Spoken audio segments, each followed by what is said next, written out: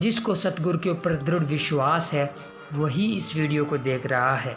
बाकी जिसको विश्वास ही नहीं है, जो वचनों पर चल ही नहीं रहा है, तो वो इस वीडियो को देख ही नहीं सकता, क्योंकि सतगुरु की दिया मेहर के बिना सतगुरु का गुणगान सुना भी नहीं जाता है।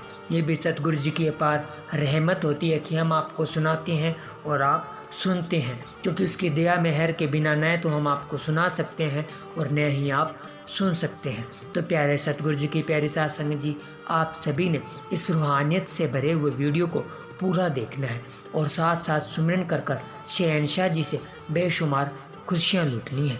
तो प्यारे सतगुरु जी की साथ संगत जी, शुरू करते हैं। धन धन सतगुरु तेरा ही आस। यह बात कोई सन 1984-85 की है।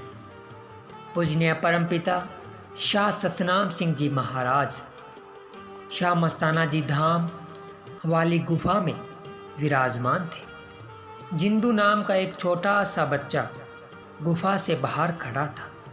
उसने हाथों में एक बड़ा ही सुंदर बटेर पक्षी उठाया हुआ था। यह बटेर उसकी किसी रिश्तेदार माता बहन को कहीं बैठा हुआ मिला था और वह बहन जिंदू के खेलने के लिए उस बटेर को उठाकर लाई थी और उसे दे दिया था। जिंदू सरसा शहर में रहता है और उसके परिवार का डेरा सच्चा सौदा और परमपिता शाह सतनाम जी से अथाह श्रद्धा भावना है। इसलिए जिंदू अपने प्यारे मुर्शिद कामिल के प्रेमवश हुआ। उस जीते जागते खिलौने को भी सबसे पहले अपने प्यारे सतगुरु जी को दिखाने के लिए ले आया। जैसे आम ही कोई छोटा सा बच्चा किसी नए खिलौने या नए कपड़े को सबसे पहले अपने सबसे प्यारे या जिससे उसका ज़्यादा लगाव हो उसे दिखाने के लिए ले आता है। मैं भी सच्चे पातशाह जी के पास सेवा संबंधी किसी काम के लिए बारे में पूछने आया हुआ था और शाही कुर्सी के पास पूज्य बेपरवाह जी की श्री चरणों में बैठा हुआ था। पूजनीय परम पिताजी ने एक सेवादार को जिंदू को अंदर बुलाने के लिए कहा। जिंदू बटेर को लेकर गुफा में सच्चे पातशाह जी के पास आया और अपने हाथों में लिया बटेर दिखाने लगा। परम पिताजी ने बड़े ही प्यार से उससे पूछा, बेटा यह तो बहुत सोना बटेर है, कहाँ से मिला है? इस पर जिंदू ने बटेर मिलने की सारी कहानी सुनाई। फिर परम पिताजी ने सत ब्रह्मचारी सेवादार रतन जी इंसा को कहा कि ला भाई जिंदू को प्रसाद दे दे। प्रसाद लेने के बाद तुरंत जिंदू ने सारे का सारा बर्फी का पीस एक ही बार में अपने मुंह में डाल लिया। शुद्ध खोए की बर्फी क्योंकि हेवी होती है, इसलिए सारा पीस ज़्यादा होने के कारण जिंदू के गले में अटक गया। वह अंदर गटने की कोशिश करते समय आंखों तथा मुख को खोलता हुआ बड़ी मुश्किल से सांस लेने लगा। उसकी आंखों में पानी भर आया। उसकी यह हालत देखकर परम पिताजी ने रतन को कहा कि जा भाई जल्दी पानी लेकर आ, इसे पिलाएं।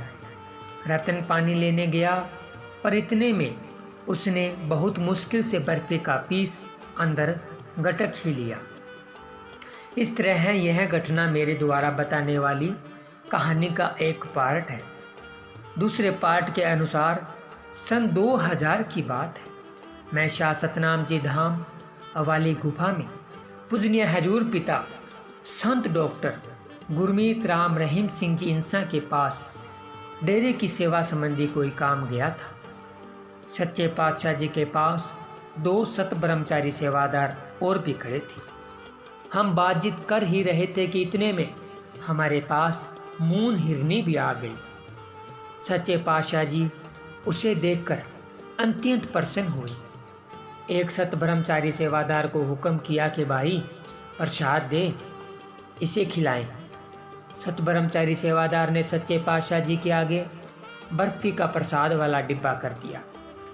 आप जी ने अपने पवित्र कर कमलों से बर्फी के 2-3 पीस उठाए और मून को खिलाने के लिए दाताजी ने उसके मुंह में बर्फी का एक पीस डाल दिया। मून ने पीस चबाया और अंदर निगलने लगी तो बर्फी बेचारी के गले में ही अटक गई। उसकी इस स्थिति में आंखें खुलकर खड़ गई। मुंह खोलकर बड़े संघर्ष से गर्दन हिलाकर बर्फी आगे गटकने की कोशिश करने लगी। यह देखकर प्यारे दादाजी मुस्कुराए और फरमाया, भाई यह तू जिंदू की तरह करती है। यह देखकर मुझे तुरंत ही वह 16-17 साल पहले वाली परमपिता शाह सतनाम जी महाराज के समय की बात याद आ गई। जब हम गुफा से बाहर आए तो साथ वाले दोनों भाइयों ने मुझसे शहंशाह जी द्वारा फरमाए गए वचनों का अर्थ पूछा तो मैंने उन्हें 16-17 वर्ष पहले की जिंदू के बर्फी खाने वाली उक्त बात सुनाई। इस तरह भाई सुमेर जी इंसा द्वारा सुनाई इस बात से सिद्ध होता है कि पूरन फकीर भी सृष्टि के कानून मुताबिक अपना 5 भौतिक शरीर छोड़ते हैं और अपनी हुक्म में ही पहले से तैयार उस नए और जवान शरीर में अपनी इलाही ताकत को सुशोभित कर लेते हैं। यह सुशोभित से भाव है कि रूहानी फकीर मालिक के हुक्म अनुसार अपना नया रूप लेकर प्रकट होते हैं। बेशक उस नए शरीर में भी उस मालिक परमात्मा की ताकत ठाटे मारती हैं, पर रूहानी संतों के अनुसार यह मालिक का राज होता है जो छुपा कर रखना होता है। पर अपनी खुशी द्वारा पूर्ण संत सतगुरु कभी कभी उपरोक्त कहानी के अनुसार इस बात को स्पष्ट भी कर देता है। पूर्ण मुर्शिद द्वारा सृष्टि के कानून मुताबिक अपना शरीर बदल लेने से उस बीच की अथाह सुपर पावर को कोई फर्क नहीं पड़ता है। पूर्ण फकीर रूप में विराजमान खुदा अपनी रजा के बिना किसी जीव मात्र को अपनी अप्रत्यक्ष हस्ती की झलक नहीं दिखाता। यह हकीकत से भरपूर एक ऐसा इश्क है जो इस किसी के अंदर इसके बीज अंकुरित हो जाए वह उम्रों तक उस समय को याद करता है जब इसकी शुरुआत हुई थी। कहते हैं इश्क तो मजाजी भी मान नहीं होता जो स्वार्थ तक सीमित होता है, उसमें भी अनेक लोग अपनी सारी जिंदगी लगा गए, पर यहाँ पर तो बात ही हकीकी इश्क की है जो सभी बंधनों और स्वार्थों से परे की बात है। लेख के शुरू में मालिक कुल के उस महान ख्याल की बात की गई थी जो अपने आप में एक अजूबा है। उसी ख्याल के अधीन कई कुदरती और गैर कुदरती क्रियाएं घटित होती है।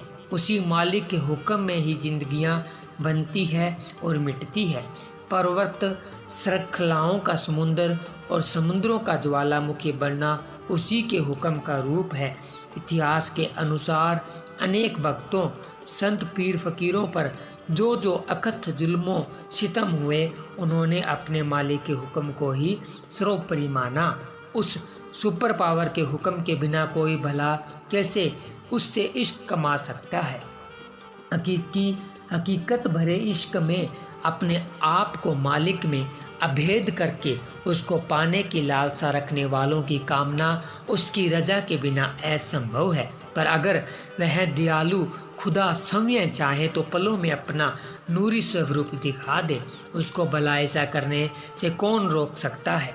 किसी शायर ने अल्लाह के बारे में कितना सुंदर बयान किया है, मिट गए नक्श बनाते हो फिर बना देते हो, जाने किस जुल्मे तमन्ना की सजा देते हो, कभी कंकर को बना देते हो हीरे की कनी, कभी हीरे को भी मिट्टी में मिला देते हो। जिंदगी कितने ही मुर्दों को अता की जिसने, वो मसीहा भी सलीबों पे सजा देते हो। ख्वाहिशें दीद जो कर बैठे सरे कूर कोई, टूर ही बन के तजल्ली में चला देते हो। अपनी हस्ती वो एक रोज खो बैठता है, अपने दर्शन की लगन जिसको लगा देते हो। कोई रांझा जो कभी खोजने निकले तुमको, तुम उसे ठंड के बेले में रुला देते हो। जुस्तजू लेकर जो चले केस कोई, उसी को मजनू किसी को लैला का बना देते हो। जोत शशि के अगर मन में तुम्हारी जागे, तुम उसे तपते हुए थल पे जला देते हो। सोनी गर तुमको महिवाल तो सुवर कर ले, उसको बिखरी हुई लहरों में बहा देते हो। खुद जो चाहो तो सरे अर्श बुलाकर महबूब, एक ही रात में मेराज करा देते हो, एक ही रात में मेराज करा देते हो। धन धन सतगुरु तेरा ही आसरा, धन धन सतगुरु तेरा ही आसरा, धन धन सतगुरु तेरा ही आसरा। मुझसे गुनाहगार को क्या क्या अता किया, मुझसे गुनाहगार को क्या क्या अता किया, ए दोस्त क्या है शान उस मुर्शिद यार के। रूहानियत के इतिहास में एक उच्च कोटि के फ़कीर महाराज पीपा जी हुए हैं। आप बहुत ही दयालु, उदारचित और न्याय प्रिय राजा थे। उनको मालिक से मिलने की बड़ी चाह थी, पर किसी पूर्ण सतगुरु से मिलाप न होने के कारण वह अभी तक उस नाम शब्द रूपी सीढ़ी पर चढ़ने से असमर्थ थे, जो उस शब्द स्वरूप असीम ताकत से जीते जी मिलने का एकमात्र साधन है।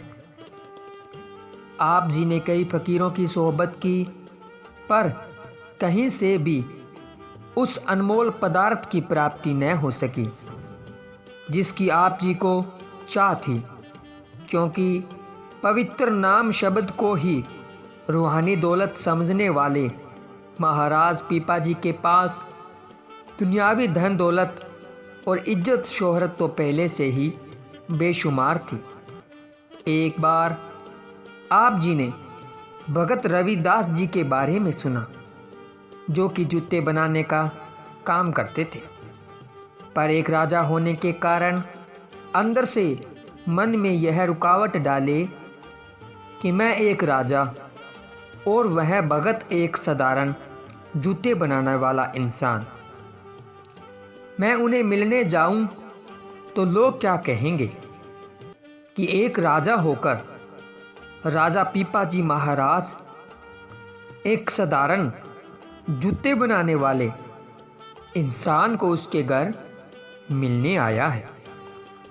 पर वह पीपा जी यह भी समझते थे कि अगर किसी से कोई अनमोल वस्तु प्राप्त करनी है तो खुद अहंकार रहित होकर उसकी शरण में जाया जाता है। इसलिए पीपा जी ऐसे ही किसी मौके की तलाश में थे, जब उन्हें भगत रविदास जी के पास जाते वक्त कोई देख न ले। उनके अंदर एक राजा और साधारण जूते बनाने वाले का जो फर्क है वह भी कायम रहे और फ़कीर की सोहबत भी प्राप्त कर ले। उस समय सौभाग्यवश कुंभ का मेला आ गया।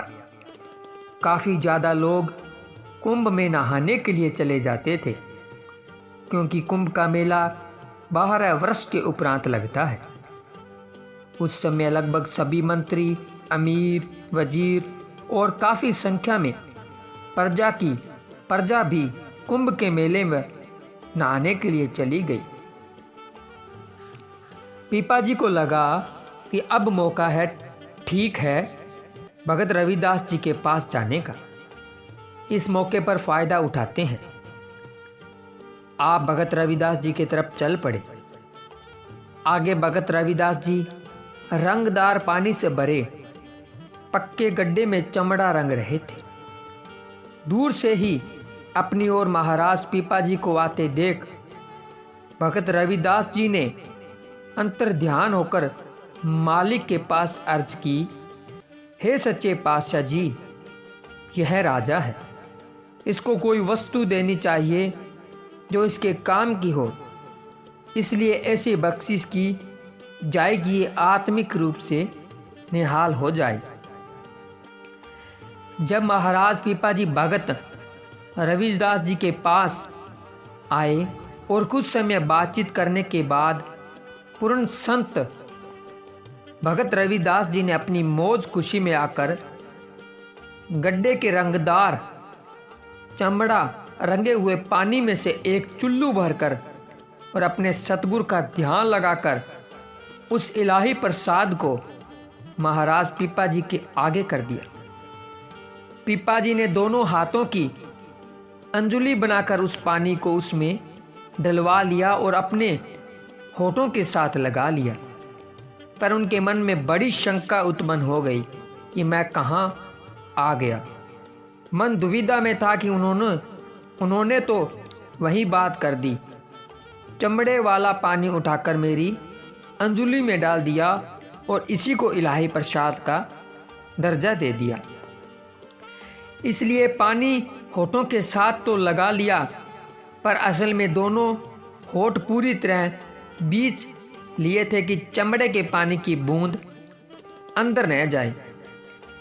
पर देखने में ऐसे लग रहा था जैसे पानी पी रहे हो, जबकि असल में वह अत्यधिक रहमत रूपी रंग वाला पानी पीपा जी के पहनी हुई शाही पोशाक के कफों में से होता गाउन की भुजाओं में बह गया।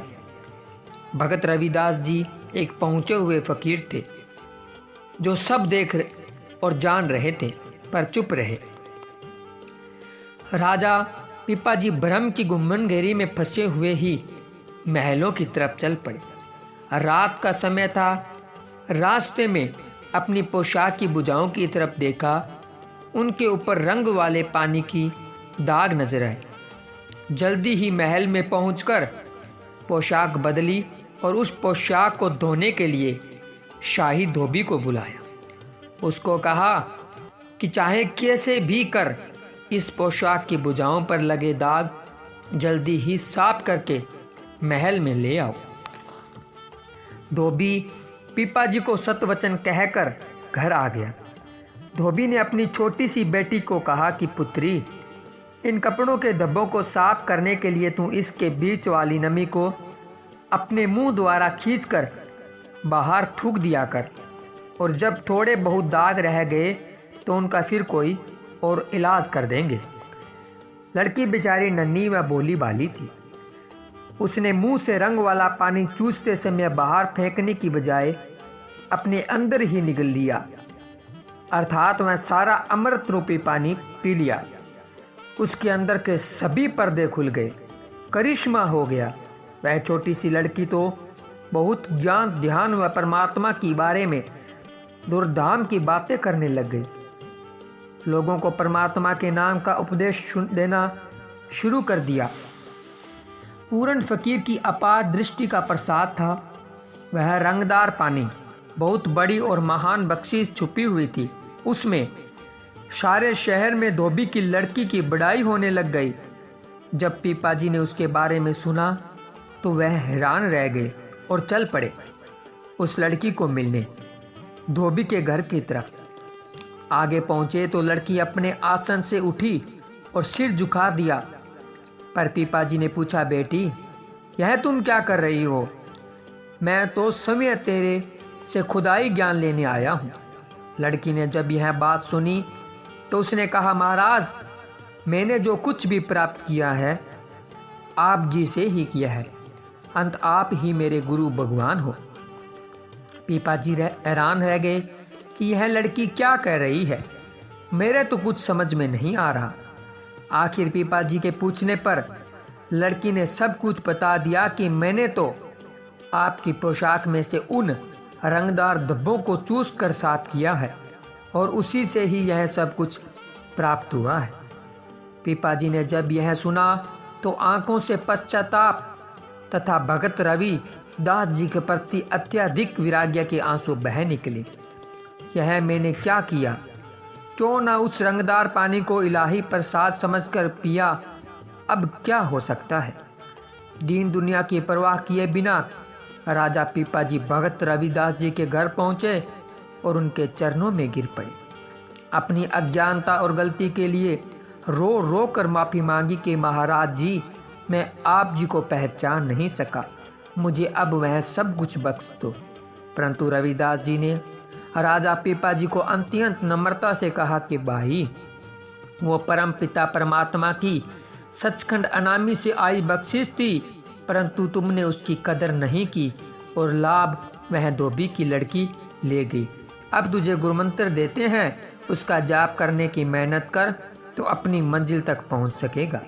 फिर भगत रविदास जी ने राजा पीपा जी को गुरुमंत्र दिया, जिसका निरंतर जाप करने से अंदर से जो नज़ारे राजा पीपा जी ने देखे उसका वर्णन उन्होंने अपनी वाणी में भी किया है, जो कि पवित्र गुरबाणी में राजा पीपा जी की वाणी के नाम से दर्ज है कि जो कुछ बाहर दिखाई दे रहा है वह सब कुछ इंसान के अंदर भी मौजूद है।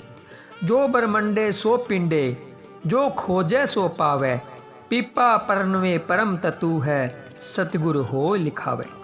इस तरह पूर्ण फकीर की उस हस्ती की वर्तमान में कदर न करना भविष्य में पश्चाताप का कारण बनती है। मौके पर लोग चाहें फकीर की कदर नहीं करते, पर फकीर के चले जाने के उपरांत दुनिया उसकी याद में धार्मिक स्थान बनाकर दीवारों कोनों को पूजती है। बड़ी आश्चर्यजनक बात है कि काल का एजेंट मन अपना पूरा जोर लगा देता है। परमपिता शाह सतनाम सिंह जी महाराज फरमाते हैं, काल ने इंसान के कानों पर मोहरे और आंखों पर खोपे लगा दिए हैं। वह इंसान को न सच देखने देता है और न सुनने देता है। इंसान को इतिहास की बीत चुकी घटनाओं से शिक्षा लेनी चाहिए।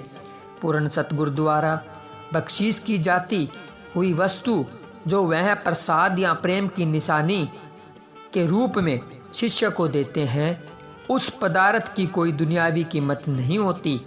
वह अनमोल वस्तु होती है। उस अनमोल पदार्थ में फकीर की दिया दृष्टि का ऐसा नमूना भरा होता है जिसके बारे में लिख देना कलम के वश से बाहर की बात है। धन धन सतगुरु तेरा ही आसरा, धन धन सतगुरु तेरा ही आसरा। तो शुरुआत करते हैं बरनावा यूपी आश्रम से। जिस प्रकार आप सभी को पता है कि हाल ही में शहनशाह जी बरनावा यूपी आश्रम में पधारे हुए थे। यही 4-5 महीने पहले ऑनलाइन मेडिटेशन, ऑनलाइन गुरुकुल के आप सभी को पता है, जिस प्रकार आप सभी को पता है कि कुछ टाइम पहले पूज्य गुरुजी पैरोल के माध्यम से बरनावा यूपी आश्रम में पधारे हुए थे और ऑनलाइन गुरुकुल के माध्यम से साथ संगत के साथ में डेली मजलिस का प्रोग्राम करते थे, सत्संग का प्रोग्राम करते थे और रूहानियत की बातें करते थे और रूहानी अनमोल वचन सुनाते थे।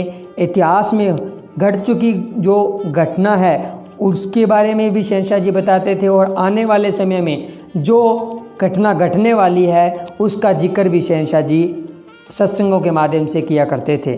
तो जिस भी बहन भाइयों ने वो वचन सुने हैं उनको तो पता है कि आने वाले समय में क्या होने वाला है, लेकिन जिन बहन भाइयों ने वो वचन नहीं सुने अभी तक, उनको हम आज इस वीडियो के माध्यम से बता देना चाहते हैं कि पूज्य गुरुजी ने क्या वचन किए थे।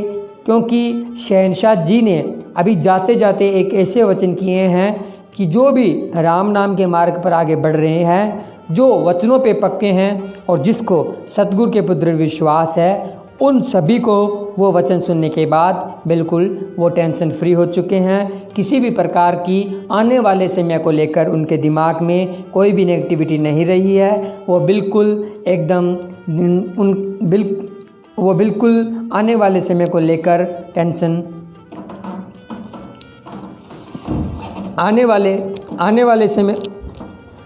आने वाले समय को लेकर वो बिल्कुल टेंशन फ्री है। तो ऐसे कौन से वचन पूज्य गुरु जी जाते वक्त करके गए हैं, इस वीडियो के माध्यम से हम आपको बताने जा रहे हैं। तो प्यारे सतगुरु जी की प्यारी साध संगत जी,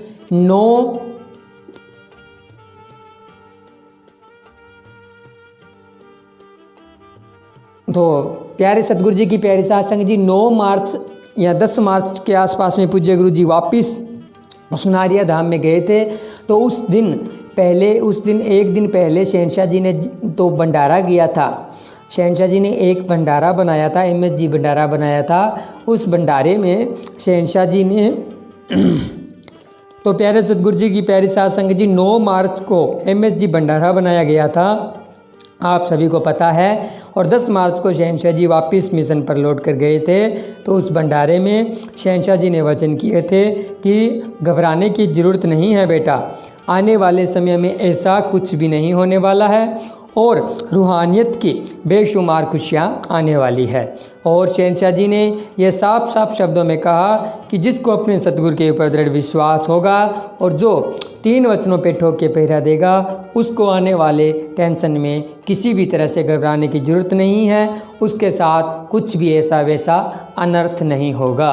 तो ये साफ साफ शब्दों में हम आपको बता देना चाहते हैं कि जो इंसान आज के समय में कुदरत के नियमों के अनुसार अपनी ज़िंदगी व्याप्त कर रहा है, अपनी ज़िंदगी व्यतीत कर रहा है, तो उसे घबराने की ज़रूरत नहीं है। जो इंसान नशा नहीं करता, मांस अंडा नहीं खाता और ठगी बेईमानी नहीं करता, वो जो इंसान एकदम सही तरीके से, जो कि कुदरत के नियम भगवान ने बनाए हैं, इंसान को इस दुनिया में भेजा है नियम बनाकर, भी इन नियमों के अंदर रहकर आपने ज़िंदगी का निर्वाह करना है। अगर वो इंसान उन नियमों की पालना करता है तो उसके साथ में कुछ भी अनर्थ नहीं होगा। और जो गुरुदेव, जो संत पीर फ़कीरों के चरणों से जुड़ चुके हैं, जिन्होंने सच्चे सद्गुरु संत महात्माओं का संग कर लिया है, जिनको गुरुमंत्र की अनमोल दात प्राप्त हो चुकी है, वैसे देखा जाए तो उनकी 84 लाख जूनी तो कट चुकी है। वो 84 लाख जूनियों के जन्म मरण के चक्कर में वापस नहीं आएंगे। उस जूनी से उनको आज़ादी मिल चुकी है। अब बात रह गई इस जन्म की, तो इस जन्म में अगर वो सतगुरु के बताए हुए रास्ते पर चलेंगे, अगर वो मानवता भलाई के कार्य करेंगे और अगर उनको अपने गुरु के ऊपर दृढ़ विश्वास है, तो इस जन्म में भी यहाँ रहते हुए भी वो खुशियाँ पाएंगे, खुशियों के नज़ारे लुटेंगे। कोई भी गम, चिंता, परेशानी उन्हें सता नहीं सकेगी। ये पूज्य गुरु जी के वचन हैं। तो साफ साफ आपको समझ आ रहा होगा कि जो कुदरत के नियमों के खिलाफ चलेगा, जो मांस अंडा मीट वगैरह खाएगा, ठगी बेईमानी गुंडागर्दी करेगा, जो भी कुदरत ने नियम बनाए हैं उनकी उल्लंघना करेगा, तो उसकी सज़ा उसे भुगतनी पड़ेगी। और दूसरी बात, जो कुदरत के बनाए हुए नियमों के अनुसार चलेगा और जो संत पीर फ़कीरों के साथ जुड़ चुके हैं, उनके बताए हुए नियमों के अनुसार इस ज़िंदगी में ज़िंदगी व्यापक करेगा, अपना जीवन निर्वाह करेगा, तो उसे किसी भी प्रकार की कोई टेंशन नहीं आने वाली। तो साफ साफ शब्दों में लास्ट में हम आपको यही कहना चाहेंगे कि आपको ये जो मनुष्य जन्म मिला है, ये सिर्फ़ और सिर्फ 84 लाख जूनी से मुक्ति पाने के लिए मिला है। न कि यहाँ इस देश में हमने सोचा भी घर बना लिया, अच्छे कपड़े पहन लिए, कारोबार बना लिया, बिजनेस बना लिया। ये हम सब देखते होंगे कि इस दुनिया में ये सभी लोग करते हैं, लेकिन ये जो इंसान का जीवन है, ये पानी के बुलबुले की तरह है। एक बूंद ऊपर से जब बारिश आती है तो पानी का बुलबुला बन जाता है, लेकिन जब दूसरी बारिश की बूंद गिरती है तो वो फूट जाता है। ऐसे ही ये ज़िंदगी है। ये किराए का मकान शरीर हम लेकर आए हैं और आत्मा परमात्मा की रूप है। तो हमें ये मनुष्य जन्म सिर्फ़ और सिर्फ 84 लाख जूनी जो हम भुगत कर आए हैं, ये हमें मनुष्य जन्म पहली ही बार नहीं मिला। हम पता नहीं कितनी बार मनुष्य जन्म में आए चले गए, 84 लाख जूनियों में आए चले गए। जब से धरती बनी है तब से पता नहीं हमने कितनी बार कौन सी जूनी में जन्म लिया है। इस जन्म में जब हमें संत पीर फ़कीरों का सच्चा साथ मिल गया है, जब हमें ये पता चल गया है कि ये मनुष्य जन्म बहुत बेशकीमती है और 84 लाख जूनी से मुक्ति प्राप्त करने के लिए हमें मिला है, तो इसका हमें लाभ और फ़ायदा उठाना चाहिए। जीने के लिए कमाने के लिए नहीं जीना चाहिए, जीने के लिए कमाना चाहिए। मतलब जो ज़रूरत की चीज़ें हैं, जैसे घर है, कपड़े हैं, खाना है, जो लिमिट है उसके अनुसार आप कमाएं। ज़्यादा पाने के चक्कर में, ऐशो इशरत के चक्कर में ऐसे कार्य न करें जो कुदरत के नियमों के ख़िलाफ़ हो और उसकी सज़ा फिर आपको भुगतनी पड़े। उस कुदरत के नियमों के अंदर रहकर आप अपनी ज़िंदगी का निर्वाह कीजिए, फिर आपके कोई भी दुख तकलीफ़ चिंता परेशानी आपको सता नहीं सकेगी। तो अगर आप इस प्रकार भगवान के बताए हुए नियमों के अनुसार, कुदरत के बनाए हुए नियमों के अनुसार अगर अपनी ज़िंदगी व्याप्त करोगे और इस कलयुग में अगर आप सच्चे संत पीर फ़कीरों का साथ कर लोगे, अगर सच्चे संत पीर फ़कीर से अगर आप नाम गुरुमंत्र की प्राप्ति कर लोगे, तो इस जन्म का आप ये जन्म जो आपको मिला है, इस जन्म मिलने का जो उद्देश्य है उसमें आप कामयाब हो जाओगे और 84 लाख जूनी से अपने आप को आज़ाद करवा लोगे। वरना अगर आप अच्छे कर्म करते हो तो आपको स्वर्ग में लेके आ जाएगा। आपके अच्छे कर्मों के अनुसार आपको स्वर्ग में रखा जाएगा और फिर उन्हीं अच्छे कर्मों के अनुसार आपको मनुष्य जूनी मिलेगी, जिसमें आपको अच्छी ऐशो इशरत मिलेगी, अच्छे तरीके से आप रह सकेंगे। लेकिन उसके बाद फिर से आपको 84 लाख जूनी में डाल दिया जाएगा।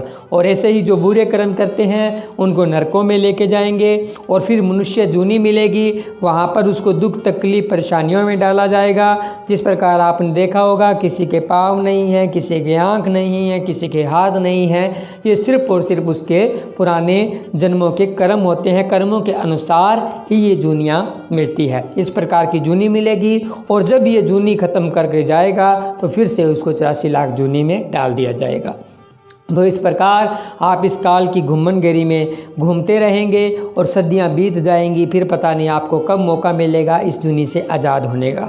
अगर आप ये रूहानी वीडियो देख रहे हैं तो फिर आप बहुत भाग्यशाली हैं। आप और हम सभी भाग्यशाली हैं। आप डेरा सच्चा सौदा में आकर सच्चे संत पीर फ़कीरों के साथ जुड़कर इस 84 लाख जूनी से छुटकारा पा सकते हैं। गुरुमंत्र ले लीजिए, गुरुमंत्र का जाप कीजिए, यहाँ भी आपको खुशी मिलेगी और यहाँ से जाने के बाद भी आपको ऊपर रूहानी मंडलों में भी खुशी मिलेगी। और ये जो आत्मा परमात्मा का रूप है, ये वापस परमात्मा में समा जाएगी और आपका जन्म मरण से छुटकारा हो जाएगा। तो यही इस वीडियो के माध्यम से हम बताने वाले थे कि जो आने वाले का समय को लेकर बहुत सारी भविष्यवाणियाँ हुई है। जिस प्रकार इंसान के कर्म होते हैं उसी प्रकार इंसान को सज़ा मिलती है। तो घबराने की ज़रूरत नहीं। घबराएं वो लोग जिन्होंने गलत कर्म किए हैं और जो लगातार गलत कर्म कर रहे हैं, उनको उनकी सज़ा ज़रूर मिलेगी। पाप का घड़ा भरने में टाइम लग जाता है, लेकिन जब फूटता है तो उसका कुछ भी टाइम नहीं लगता। घड़ा जिसका भर रहा है उसका फूटेगा ज़रूर। फूटने से पहले अगर पश्चाताप कर लेगा तो हो सकता है फूटने से बच जाए, वरना उसको जो भी वो कुदरत के नियमों के साथ खिलवाड़ कर रहा है उसकी सज़ा उसको ज़रूर मिलेगी। तो सतगुरु प्यारे की प्यारी साध संगत जी, हम यही संदेश आप सभी को देना चाहते थे कि हमेशा कुदरत के नियमों के अनुसार अपनी ज़िंदगी का निर्वाह करें और मालिक परमपिता परमात्मा को हमेशा याद रखें, अच्छे कर्म करें, ताकि आप इस जो मनुष्य जूनी है इसमें अच्छे कर्म कर कर सच्चे संत पीर फ़कीरों का साथ करके उनसे गुरुमंत्र प्राप्त करके 84 लाख जूनी से मुक्ति पा सके। तो आज का ये रूहानी वीडियो आपको कैसा लगा कमेंट करके ज़रूर बताएं।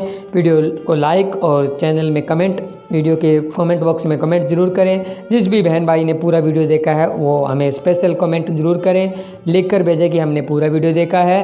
और अब सभी बहन भाइयों ने इस प्रोग्राम की समाप्ति के बाद, इस वीडियो की समाप्ति के बाद 2 मिनट का सिमरन करना है। और जो भी बहन भाई सिमरन करें वो भी हमें कमेंट बॉक्स में ज़रूर लिखें जी। तो वीडियो की समाप्ति नारे के साथ ही हो जाएगी, लेकिन आपने 2 मिनट का सिमरन ज़रूर करना है जी।